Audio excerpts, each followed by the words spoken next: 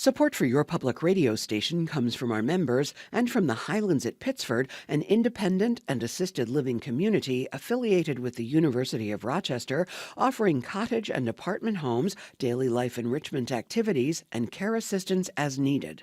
More at highlandsatpittsford.org. From WXXI News, this is Connections. I'm Evan Dawson. Our connection this hour was made in 2021 when one of the most expensive restaurants in the world went fully vegan. Chef Daniel Humm reopened 11 Madison Park after the pandemic shutdown. And at the time, he told NPR that he had arrived at a conclusion. High-end dining could be vegan and morally probably should be vegan. He said, quote, "I believe that if the meal is delicious, we don't need to worry about it. I think people will buy into it.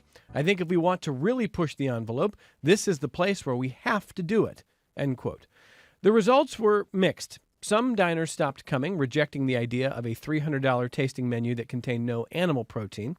But in 2022, 11 Madison Park became the first restaurant in the world to earn 3 Michelin stars for a fully vegan menu. The judges cited dishes like meringue without eggs, almond milk ricotta, and Japanese land caviar, it was called, made from dried seeds. And yet behind the scenes, there were reports of tension. Some staff disagreed with the new direction, and New York Times critic Pete Wells not only wrote a scathing review of the vegan menu, he revealed that there was a secret meat room, a way for the restaurant to placate customers who still wanted meat.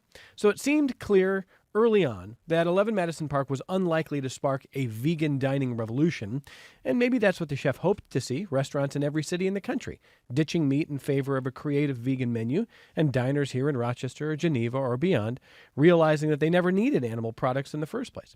But the secret meat room pretty quickly put that idea to rest, and now, as Eater New York puts it, the vegan experiment at 11 Madison Park is over. They write, quote, "In an area when climate advocacy is muted and the Trump administration is gleefully gutting environmental protections, Daniel Humm has read the room, softening the vegan virtue signaling of 11 Madison Park, one of the most expensive restaurants in the city. With more rich people like the billionaire tech bros embracing Trump and his policies, the Flatiron restaurant perhaps sees that it has to accommodate more diners who can help pay the bills. The chef who once recast the 3 Michelin star destination as a temple to plant-based luxury will soon run dual menus. Starting on October 14th, 11 Madison Park will offer 1 vegan and 1 with select animal proteins, which marks the return of fish and meats such as the signature honey lavender glazed duck." End quote. For his part, Humm acknowledges that some people will call him a sellout or maybe a quitter. He told the New York Times, quote, "I have some anxiety that people are going to say, oh, he's a hypocrite. But I know that the best way to continue to champion plant-based cooking is to let everyone participate around the table." End quote. So we wondered, did anything change in the last 4 years? Has the appetite for vegan cooking hit a wall? What do diners say they want in Rochester and the Finger Lakes and beyond? My guests this hour they all come from the restaurant world, and they've got a wide range of experiences. On one side of me is Art Rogers, the chef and owner of Lento. Welcome back to the program. Thanks for having me. Great to be here. Across the table from Art is Chris Grocke, restaurant operations and beverage consultant here and, I should say, around the country. Welcome back to the program. Nice to be back. And next to Chris is Ryan Jennings, culinary director of Max Rochester. Welcome back to you as well. A pleasure to be with you. Last time we talked on this, we talked about Sweet Pea, and I have to ask, is this the same story with Sweet Pea? Yeah, a lot's happened since February when we last spoke. It is similar. I do take issue with a bit of that article and the way that it was phrased.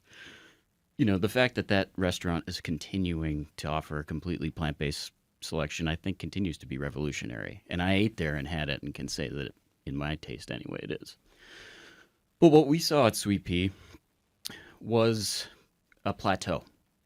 When we started, we did a fully plant-based menu, whole food plant-based, so no oils, no animal products of any kind, to try to solve the problem that a lot of people were dealing with, which was that they wanted to change their health through lifestyle rather than medical intervention. And it works for that.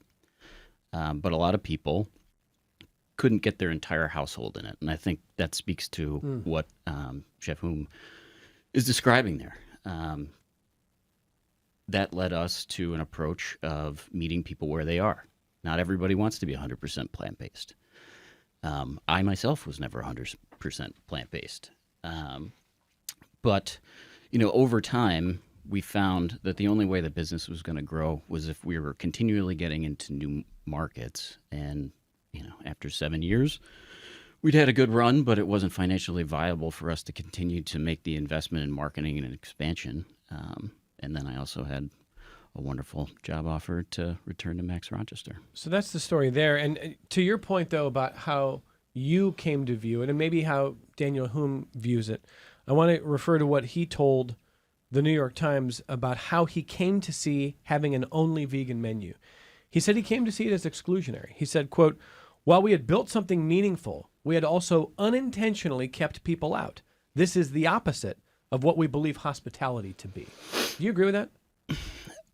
I certainly see his point, and I think it's just a little bit different for what my business was in this restaurant. I think in this restaurant specifically, that is a destination that is one of the best in the world. It's been voted best in the world. It carries 3 Michelin stars. To have a menu that is only plant-based will alienate people. People simply want to eat those things. So if, by that definition, you take it away, you are keeping some people out. And what's similar between Sweet Pea and their approach is that, their new approach that's starting in a couple of weeks is that, we always tried to find a way to help people get to where to introduce these plant-based foods so that they were part of their diet, not necessarily all of their diet, and offered ways through our nutrition coaching programs and such to, cut out certain ultra-processed foods that are really bad for them, steer them towards, locally grown organic meats and proteins and seafood and different things that were better for them than just going to the supermarket and buying, whatever terrible stuff from the standard American diet. So, I certainly understand where he's coming from a financial perspective. Mm-hmm.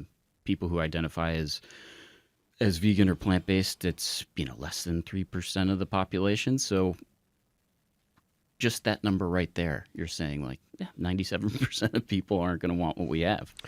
Well, and Humm also told NPR that over the past year, he found it increasingly difficult to sustain the level of creativity and labor required. Bookings for private events, which are an essential stream of income at 11 Madison Park and probably everywhere, have become particularly sparse. Wine sales were down. So, Chris Gracke, when you think about what this means, I want to be careful not to sort of overprescribe what this means, because the mistake, I think, whenever we talk about the way culture moves, the way art moves, the way food moves, is to declare sort of an endpoint. Like, well, that experiment is over and veganism is over and, this is the cap, this is the most it could do. And I recognize that whatever this is, it's not the end of something. But I do want to tap sort of into this idea or hear your perspective on whether it represents this idea that there is a pullback from what was maybe a decade-long move toward more vegan options, all vegan options. Is the movement stalled in restaurants? I don't think that it's stalled. I think it is playing out the way that it's going to play out. Keeping in mind, they've done this for 4 years now, that they got 3 Michelin stars as a plant-based restaurant, which is the first restaurant ever to do so, not just in America, but I believe internationally. So that's a big deal. They learned a lot, and they'll continue to use those skills as they move forward. It was funny, Ryan, when you made the comment about processed food and kind of getting people away from that. I think Pete Wells' critique in his initial review was kind of to make plants kind of do what they wanted it to do. We're asking plants to do too much. And so there was kind of a lot of processing that went on with the plants in order to get them to a certain point. That's interesting. To kind of appease a meat-eating audience as opposed to just giving them the meat. In terms of alienating certain people, I think that that's a euphemism for there are fewer butts in the seats, which means there are fewer revenue dollars overall. So this is absolutely about money. That 3% stat that Ryan just mentioned absolutely speaks to the financial reality of this. This was a very precocious move, you might say, but it definitely had a lot of chutzpah, right? They said, basically, Daniel Humm, in 2021, when we were rebuilding everything and the whole world's a possibility, listen, We're moving into the 21st century. We want to be responsible citizens, and we want to make sure that we're doing what's right for the planet, and that means eating more plants. But you've got, Blue Hill at Stone Barns, again, one of the most amazing restaurants in the country that says outright, animal husbandry is a big part of running a responsible farm and creating an ecosystem that is sustainable. You can't do it without animals as effectively as you can with. So they don't serve a majority meat over there. They serve majority vegetables as well. And you can do a lot with that. I mean, I've had the privilege of being at 11 Madison a couple of times over the last couple of years, and I am very happy to say that it didn't affect my experience at all. I thought it was brilliant. I thought it was just wonderful to sit down and have that level of hospitality, service, etc. Not everybody shared my opinion. A lot of people did not. In your own dining group? Yeah, absolutely. I would tell people like, oh, I got to go to Clemente Bar, which is the space they just opened above the main room, and everyone's like, oh, is it plant-based up there too? Yeah, I would go. I said the day I went to Clemente was the day that they released the statement saying that they were eventually going to include meat choices again. And by the way, that secret meat room that you talked about was actually private events. They kept certain meat-based options on the private menus. It wasn't like I think Pete Wells was snarking a little bit, as he was wont to do. Right. It wasn't just like, I have a password, so let me into the meat room. I want to. What do I got to say to get a hamburger? What do I Yeah. need to say to get a steak? No, that was not happening. So I don't think we're getting away from plant-based dining. We're going to need to learn to do it, and the fact that these guys learned this much technical skill over the course of the last 4 years is going to bring it forward. Just briefly here, you went to 11 Madison Park before the change in 2021 Yes. and after? Yes. Which was the better meal?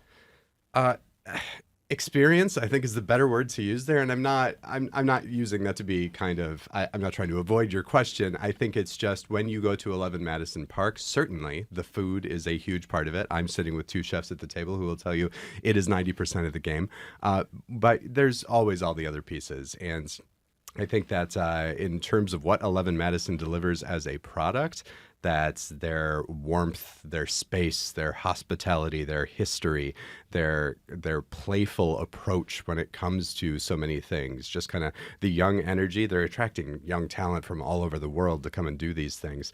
There's so many things that they give you. I would say they were different experiences. I would say, to my palate, it's exciting to have the lavender duck back, because I had it once before, and that really is a kind of a life-changing dish. So I don't know.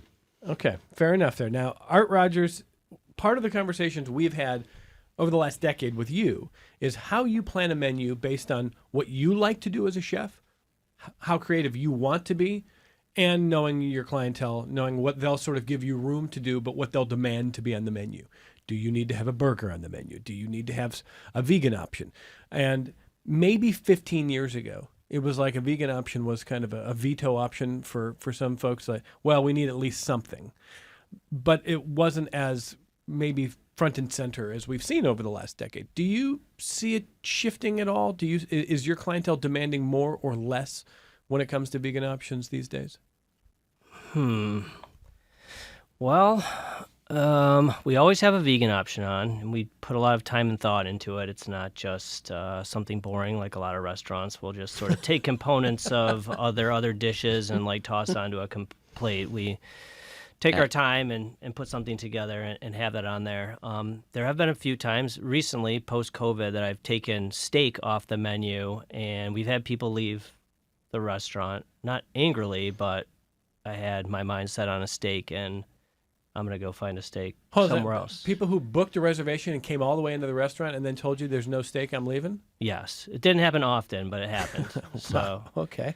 So, yeah, we do have a steak on the menu as well. I don't know how to answer that question. I think from my personal experience, when we first opened and our concept was farm to table, people assumed that we were a vegan restaurant or we would have many vegan options. That, I think, has changed since 2007. People understand that meat and eggs and dairy also come from farms now, which is great, that people know where their food is coming from, where I don't think they really thought about it before. If you hear farm, they're like, oh, it's just, it's going to be vegan or vegetarian. But when Ryan talks about roughly 3% of the population is vegan. There was this thought in the last decade or so that, number one, with improving vegan products, number two, with more restaurants happily putting work into menu items, not just throwaway items, but really good stuff on menus. There was this thought that it's going to be easier to be vegan and it's going to be more healthy and more physicians are going to talk to their patients about it. And maybe we'll see it in double digits and maybe we'll see the surge and we'll see more restaurant demand. That does not seem to be playing out. It doesn't seem to me that over at Lento, you're feeling like if we don't add a second dish, we're in trouble. The vegan orders are really increasing. Yeah, I think I would agree with that statement. But I think those things that you said, I mean, I do think people are more aware. People know that it's healthier. Why it didn't catch on like wildfire or that, I don't know. It definitely lost some momentum somehow, somewhere. But I do think physicians probably do talk to their patients about I'm sure that. they do. If they have heart Yeah. disease, they're like, the Yeah. first thing you should do is change your diet, is become vegan. I mean, that, I think Ryan could attest to that. I'll say that it happens a lot less than you would think. Doctors, and, I don't want to speak for every program or practice or everything, don't get a whole lot of nutrition training when they're going through medical school and really have to seek it out. My partner in Sweet Pea was somebody, he was kind of the reason that we started the whole thing, was his experience. He was somebody in his late 30s. He had young kids, had always kind of struggled with his weight, was starting to see health effects based on that, high blood pressure, pre-diabetic, all these kinds of things. And, his family is in sort of healthcare adjacent activities and things. And nobody had ever mentioned to him that if you switch to a whole food plant-based diet, this will change. He had a friend who was in a similar sort of health predicament, and somebody had told him that. And in 6 months, he was able to reverse his heart disease and not have heart surgery as a result. And then a year later, he was heart attack proof. And this really caught Mike's attention. And then he had to go seek out all this stuff. I mean, in this area, we have tremendous resources on the health side with the Campbells, Dr. Aaron and Tom, and his father, T. Colin Campbell, who wrote the China Study, which is kind of the Bible for all these things. But it's hard to make an impact with such a small part of the community. I mean, we always said it was changing hearts and minds that was going to do it, but I think everybody kind of underestimated, and this speaks kind of to your point, that the lift that was going to be. Like a standard American diet, traditional American values, those kinds of things, it's a tanker ship, It moves very slowly, and, the weather can go this way, that way. You still got to make... Hopefully we made some inroads. Well, in a minute, I'm going to read an email that is maybe sheds some light, or at least offers an idea about why that tanker ship hasn't moved even as much as we thought. Sure. Granted, it's slow. But one other point I want to ask Chris about here. So Joel writes in to say, I think that the move at 11 Madison Park is baloney. Vegan baloney, of course. Says the message is out there. Vegans are not turning back. And he goes on to say, the problems described for this restaurant are everywhere. Private events and wine sales are down across the nation. He's saying, blaming veganism is baloney, in Joel's words. What do you think? I think there's volatility across the nation right now. We are still trying to figure out exactly what's up and what's down and what's going to work and what's not. These guys can talk about the price of food. Beef and absolutely insane. That is not what the president said last month. He said everything is down. Where are we with eggs? Does anybody have that number? Eggs are down. Okay. Eggs are down. He said meat's down, not down. He said chicken is down, not down. He said everything's down. Okay. Well, turns out that's not right. That aside, Okay. and we can talk about kind of the overall mood. I think, to Ryan's point, that tanker ship, we have incorporated meat into our diet for so long. Even if we know it's healthier to eat a plant-based diet, and when we say, entirely plant-based, we're giving up cheese, we're giving up dairy, we're really just focused on only eating things that grow from the ground. That's perhaps not as comforting to us. It's not what we were raised with for the most part. There are some of us who grew up vegan, but not myself and not a lot of people I know. I think it's a tough thing sometimes if people are feeling a little stressed and the weight of the world around them and the price of beef, which may or may not be higher, to maybe want to go into a different phase with their dietetic intake. I feel as though I feel as though the world is mostly plant-based to begin with, right? Like, we're the ones who eat the most meat. That's correct. Yeah.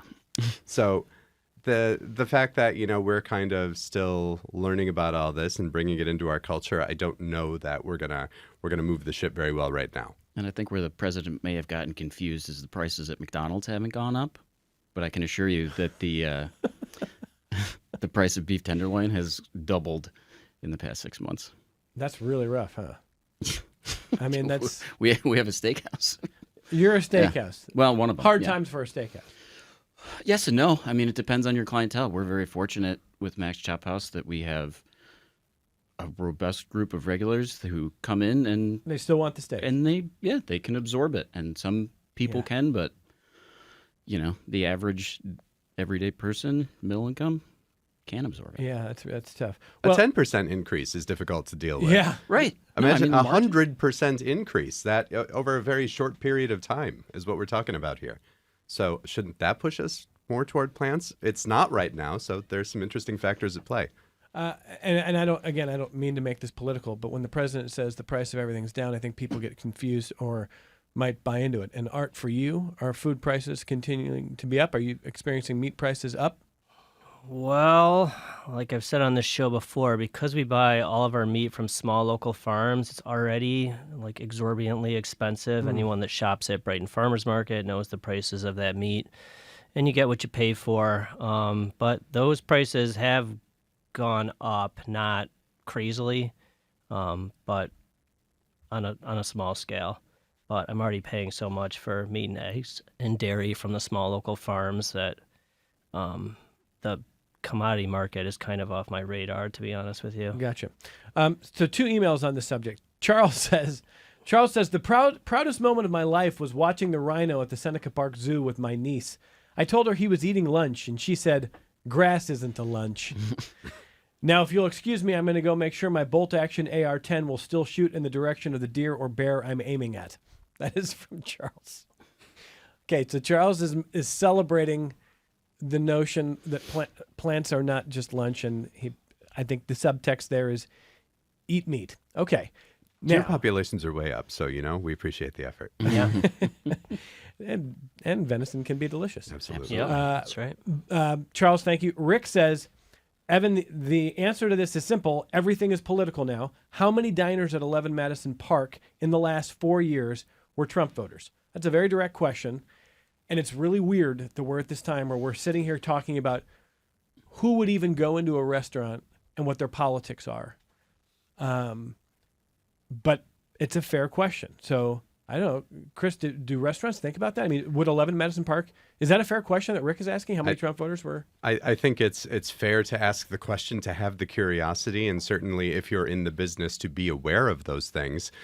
We are by nature kind of apolitical third places, right? Like, we kind of create a space That's for the point. everyone You're to come supposed to together. be. That's the point. Right. And it's very it's not difficult true, though. in some Eater places. did a huge piece yesterday about Washington, D.C. dining, which is, for the most part, been pretty boring over the years. Lots of lobbyists using their expense accounts. Lots of politicians getting lobbied. People go out to eat all the time in D.C. D.C. being extremely liberal in and of itself. Where do all of the president's team and supporters go out to eat? And it turns out they've carved out a few pockets and turned certain restaurants into kind of like almost semi-private clubs at this point, where people of like political minds can come together and not worry about getting harassed. And so that's interesting. And that's different. I mean, I don't know if that's healthy, but I'm not saying Rick is wrong. But Ryan, do you think there is politics to veganism? Inherently, there shouldn't be. I think we always called what we were doing plant-based to get away from the term veganism because... Is there politics to plant-based eating? No. I want to answer your Yeah, question. yeah. Because it did have sort of this bad connotation with certain folks. And we, much like 11 Madison Park is saying they want to do now, wanted to be hospitable to everybody, because that's the point. I mean, I've only been back at Max for a month now, and I haven't worked in a restaurant for 13 years. But the time I spent before and now the time that I'm spending going forward, the overarching thing that I tell everybody that I work with every day is like, these people are guests. They're guests in our home, and we are here to show them an exorbitant level of hospitality. Make them feel at home. It doesn't matter what they did before, who they voted for, anything. When they sit down in the restaurant with us, they should feel at home and feel comfortable. It's better to have people of opposing viewpoints in the same room, breaking bread at the Absolutely. same time. This is important. If we're going to get past whatever this blip is that we're in right now, we need to continue to bring normal people together on a daily basis. I agree. Yeah, and look at, God rest his soul, Tony Bourdain and his show, going to every corner of the world, every war zone, and sitting down and talking to them, and they all figured it out, right? Like, he was in West Virginia blowing off AR-47s with the guy and trying to talk about, how the urban versus, more rural areas and differences on guns. They managed to get through the conversation and enjoy each other's company. Like, if you take some of that stuff out of it and just remember that everybody's people, they've all got opinions, and leave some of that alone, I think it's the only way that we're going to get forward in any of this. Everything is so political because we allow it to be. Art, at Lento, probably the last thing you want to do is be thinking about politics. Well, I do listen to NPR all day. No. You're not quizzing your customers, are you? No, I don't get any. I don't get any sense of that. I don't get any anecdotes from the wait staff about political talk that's toxic or loud or people arguing. So, I think like Ryan said, you come in, you want to be hospitable to whoever comes in there, and most people are just coming out looking to have a nice dinner and a nice time and enjoy the company of the people that they're with. And a chef that escapes my name that before 25 years ago when I first started said, "This is the advice I'll give you. In the kitchen, don't talk about politics or religion, and everything will be fine." And I've stuck to that, and, everything is worked out smoothly in the back, and I can't think of any instances where it's caused any trouble. But, we are living in highly polarized times. Yeah, we're trying to be the town square for this program. Charles is, a semi-regular contributor and certainly very conservative and very smart guy, and I appreciate his email. People like Rick, maybe on the different side of the political aisle. We need all voices, and we need to do it together, and we ought to do it in restaurants too. The point about breaking bread together does matter. If we have cities like Washington, D.C., where here's the conservative restaurant, here's the MAGA restaurant, here's the lefty restaurant, here's where the establishment Democrats go. I mean, I don't think that's how we want to structure a society. I don't think even more sorting in restaurants is where we want to go. That's just me. I don't think it's a healthy way for us to be. 100%. Yeah. So on the other side of this, then we're going to we'll welcome some more feedback from listeners. So Charles, Rick, thank you, listeners. If you want to email the program, connections@wxxi.org. Connections@wxxi.org. You can call the program toll free 844-295-TALK 844-295-8255.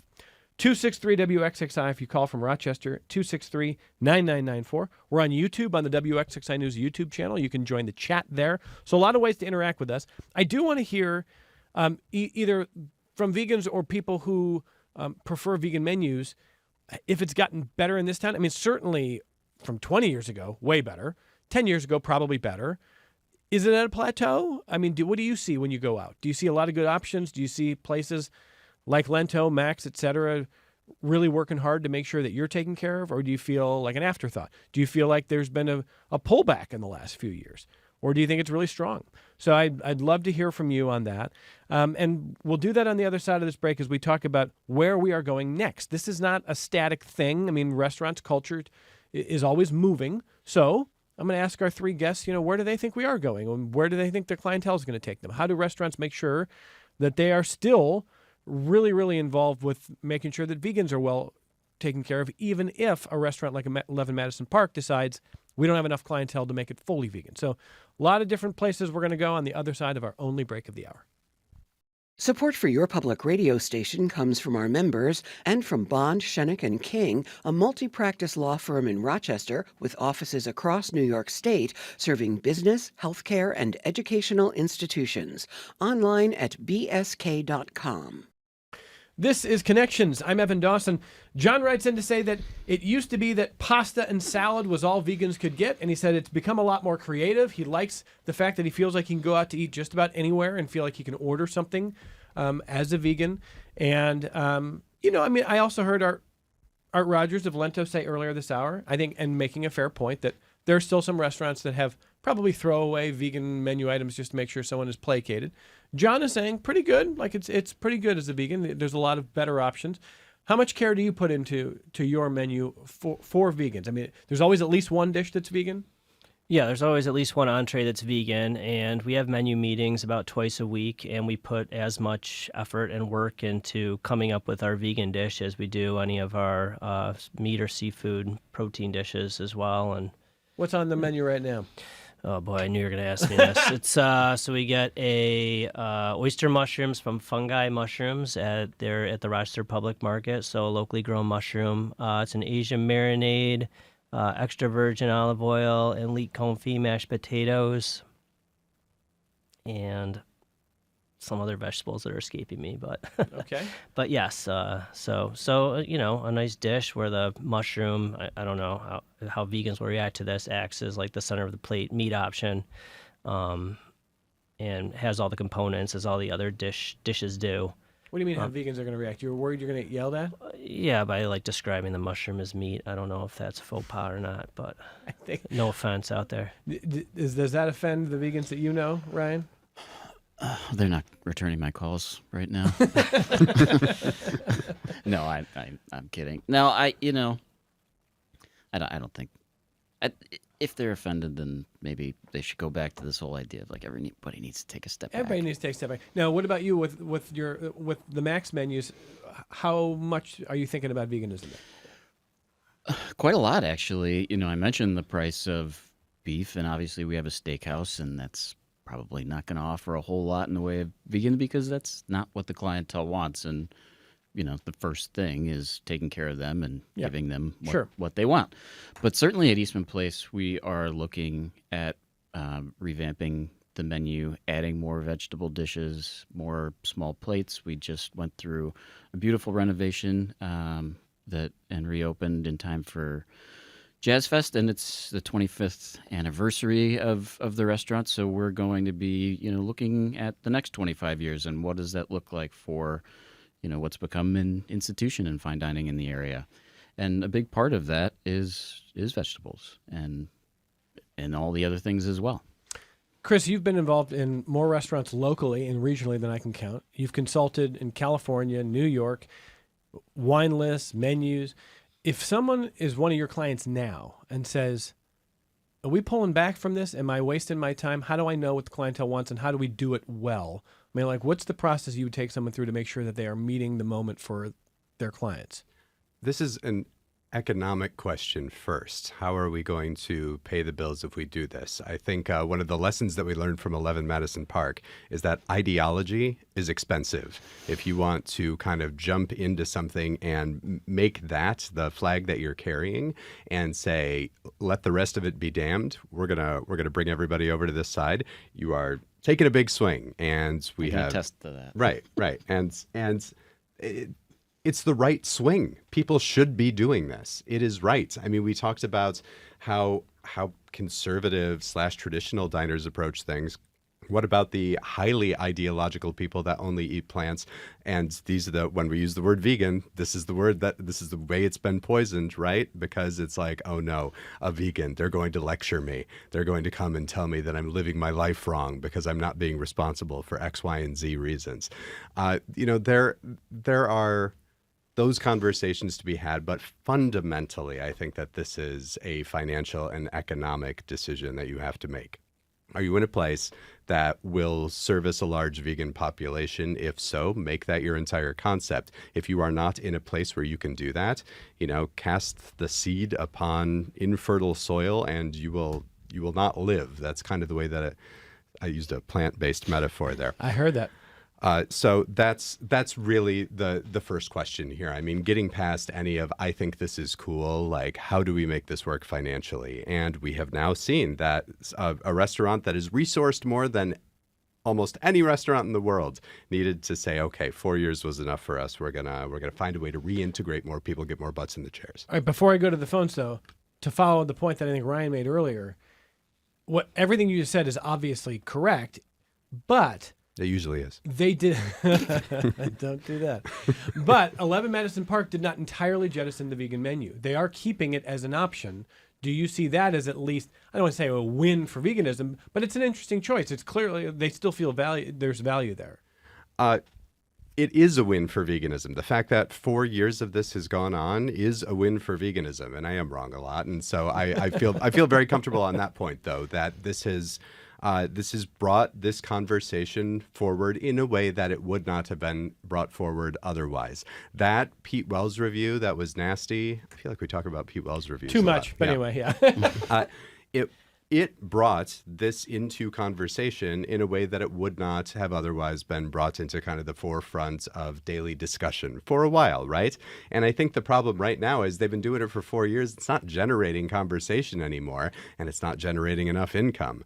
One of the things I didn't talk about, and I would be remiss not to, I'm a wine guy. First and foremost, I consult on beverage, and they have a 22,000 bottle wine cellar at 11 Madison Park that has a Wine Spectator Grand Award, one of the best cellars certainly in the city of New York, which is one of the best food cities in the world. They can't sell Grand Cru Burgundy and First Growth Bordeaux when there's no steak on the menu or no duck on the menu. People aren't ordering those big boy wines, if you will, when they don't have an option that they feel will stand up to it. And that's the most profitable segment that there is the beverage. So this is economic. All right, so some of your feedback here. Maggie and Robin. Maggie in Rochester first. Hey, Maggie, go ahead.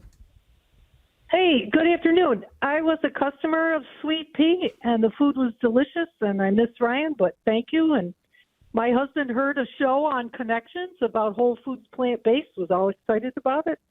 But then he went, no cheese? What? Anyway. But veganism is, or whole food, it's a lot of work, which was why Sweet Pea was great. But I think people are intimidated by the amount of work that goes into preparing their own food. Maggie, I appreciate that. So there's and I'm sure Ryan appreciates that too. I'm sure the team at Sweet Pea appreciates that so much, Maggie. So thank you for the phone call. People love cheese. That's hard to give up. Are vegan cheeses? I mean, there's a lot of really good vegan cheeses. I love it when I'm like, oh, this is amazing, and somebody goes, yeah, that cheese is vegan. I go, whoa. Usually nut based, right? Is that correct? Usually, yeah. Yeah. I think it can be great. It can, yeah. But I'm with Maggie. People love cheese. I get it. The bread and butter service that 11 Madison Park put together was one of the most ethereal, beautiful The things vegan bread I've and ever butter. experienced. Yes. Yeah. It was a laminated bread, kind of a brioche style. And to laminate bread, you need to fold in an immense amount of butter. It's what makes it so good. This had seed oils largely folded into it and nuts. And it was indistinguishable from really, really premium French butter in this context in a way that made me just so happy. Yeah, I also feel like I need to at least get this on the record. Like the all plant-based menu at 11 Madison Park, I was fortunate enough to go with my wife for our second anniversary, and it was the best meal I'd ever had in my life and the best experience that I'd ever had in my life. Every single person there wished us happy anniversary. Every single person smiled at us. They knew about Sweet Pea. They knew that my wife, what her career was. They brought us back into the kitchen and made us cocktails back there. And, I'm not some, billionaire technocrat.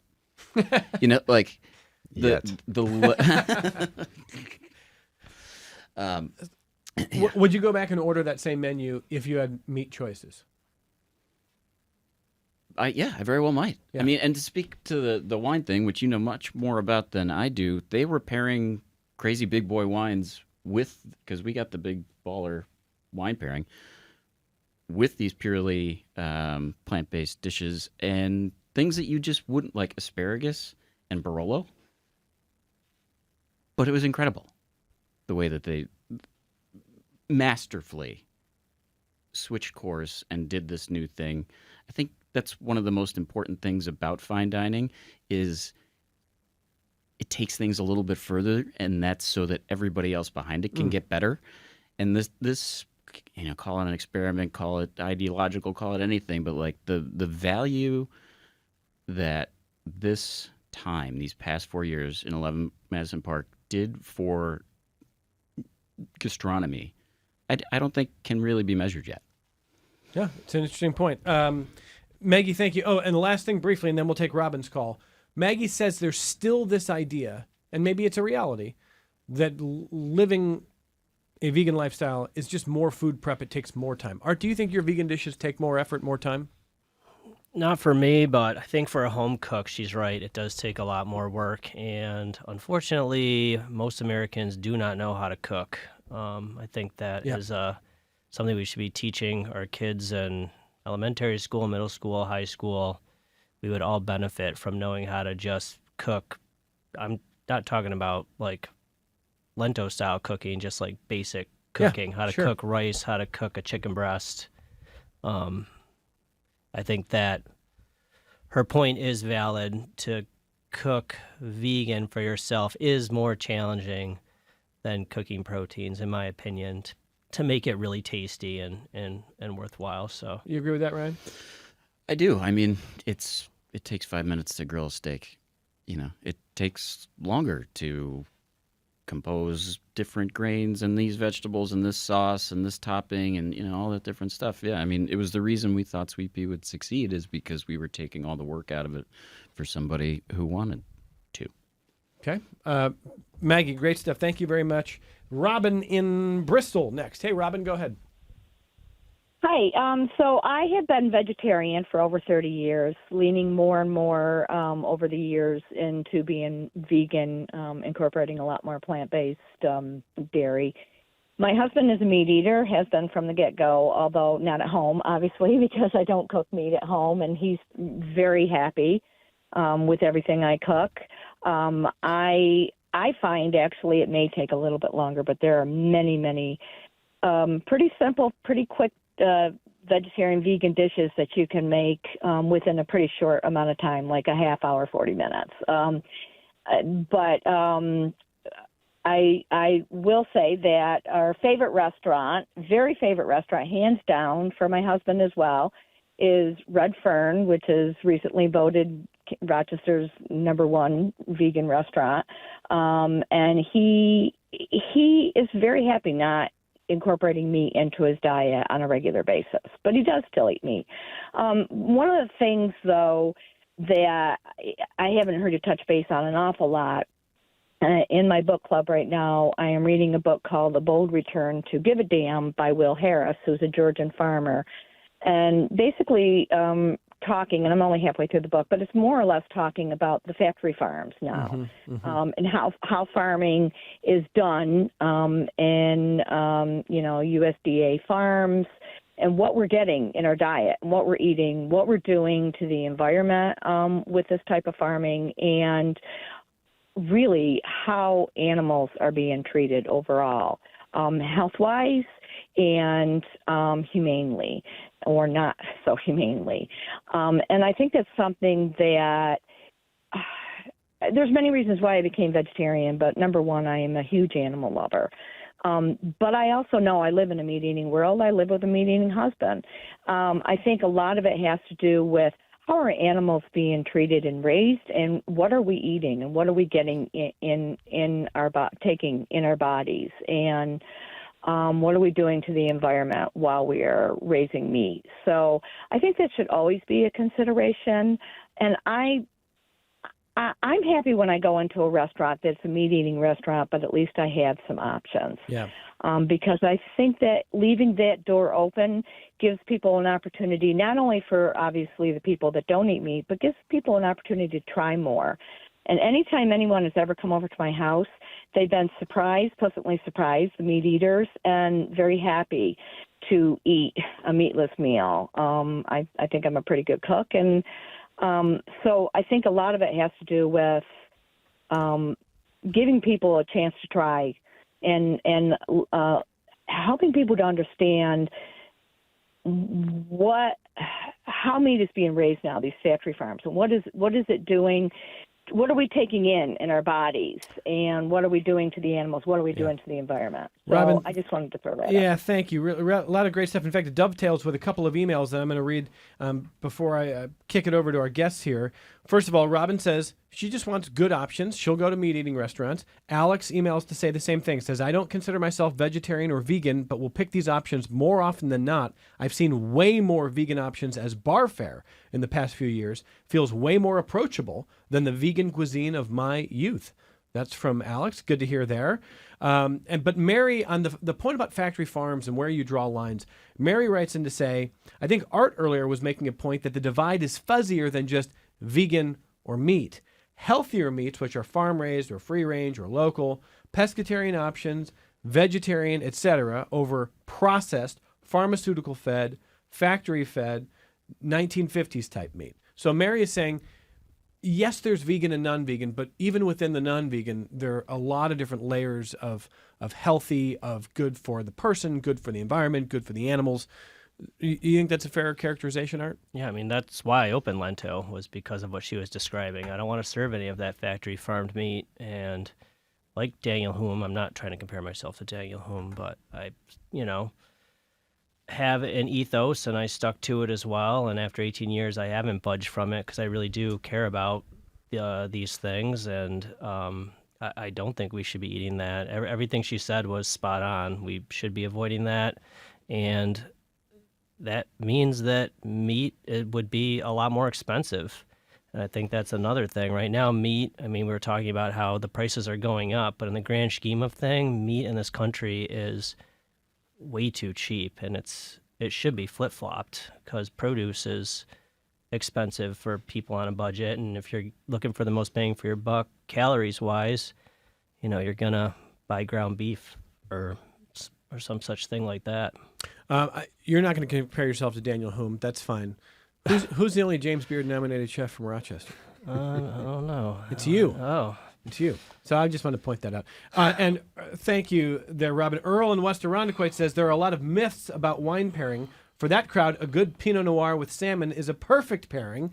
It reminds me, Earl, in the bathroom at Red Newt down in the Finger Lakes, right above the urinal. I'm taking you inside the bathroom at Red Newt. Is a cartoon drawing of a man eating dinner, and his wife is serving it, and he's just taken a bite. And he's just taking a sip of wine, and he's going, white wine? You mean this is fish? And he's pointing to the dish. Obviously, the implication is we're very limited. Chris Grocky, we can probably do a lot more with our wine pairings to be a little bit more adventurous. All those rules are out the window. Yeah, come back sometime. Let's do 60 minutes. Yeah, we could really talk about this for a while. There is what you think of that works almost all of the time, but much like these very talented chefs take together unexpected ingredients and present them in a way that you wouldn't necessarily think would work. That absolutely happens on the wine side too. And I was very much on board with what you said. Barolo with asparagus, sure, in the right preparation, that's going to be incredible. It's going to highlight some savory characteristics you wouldn't otherwise get, which is a lot of fun. But you don't have to be religious about pairing anymore. And I think every sommelier worth his salt will say that at this point. All right, let me grab a call from, this is Alex in Rochester. Hey, Alex, got to keep it tight. Go ahead. Hi, can you hear me? Yep. Sorry. Okay, fantastic. Hi. So I have a very long history of cooking, been doing it since I was 4. I actually worked at the Cub Room for about a year prior to its closure. It was a fantastic restaurant. And I also was vegetarian for 4 years prior to developing some weird allergies. And one of the things that comes with vegan cooking alongside the moral issues is that it's a great way to expand your skills in gastronomy and just how you develop flavors, because when you work with animal fats, even when they're commercially produced and lower quality, you often end up with flavors that are below the palate that you don't always register. But when you're working with vegan cooking, you have to take the time to develop a lot of those flavors from the baseline. And that was one of the things that the sous chef at the Cub Room was really, really passionate about, and made sure to actually incorporate into our king mushroom, our king trumpet mushroom vegan dish that we always had on the menu. And also, like, we always worked with non-commercially produced meat, and there was a huge difference there in how the flavor was and the quality of the meat. I mean, I've watched a pig get butchered in the kitchen. It was quite fascinating, actually. And so when it comes to vegan cooking, it's not only a matter of making sure that's accessible, but making sure that it's good, making sure that you're putting forth the same amount of effort. I've really appreciated all of the vegans who have come on prior to me and given these same inputs of vegan food can be good. You just have to consider it as food and not veganism. And that's about it. Well said, Alex. Thank you. It's a great way to wrap this conversation. You going to go back to EMP sometime? I'd love to. Yeah, I mean, it was that good. Ryan said earlier this hour, don't just view it as, oh, I got the vegan thing because, you know, that was one thing we didn't get to. I didn't like that Eater called it virtue signaling. That was the one that really stuck out to me. To me, that is an insult to what Daniel Hume and the team at that restaurant, and frankly, any restaurant that either makes good vegan food or makes exclusively vegan food. It's not virtue signaling. I mean, I'm sure for some people it might be, but I never took it as virtue signaling. Not at all. You didn't take it there either, yeah? No, certainly not. He was looking to be more creative and do what was right for him, his restaurant, his guests. All good intentions. We'll see you where? Max of Eastman Place and Max Chop House. Thanks for being here. My pleasure. When Art Rogers puts a vegan dish at Lento, it's not virtue signaling, it's economics. That's right. And it's hopefully really good. Yeah. It's good. Thank you for being here. Thanks for having me. Go back to work, will you? Yeah, I will. All right. Keep NPR on in the kitchen. Chris Grocke, we'll see you in any number of places. Come back, talk wine sometime soon. You want to do that? Let's absolutely do that. Let's do that. All right. Wonderful conversation this hour. More connections coming up in just a moment.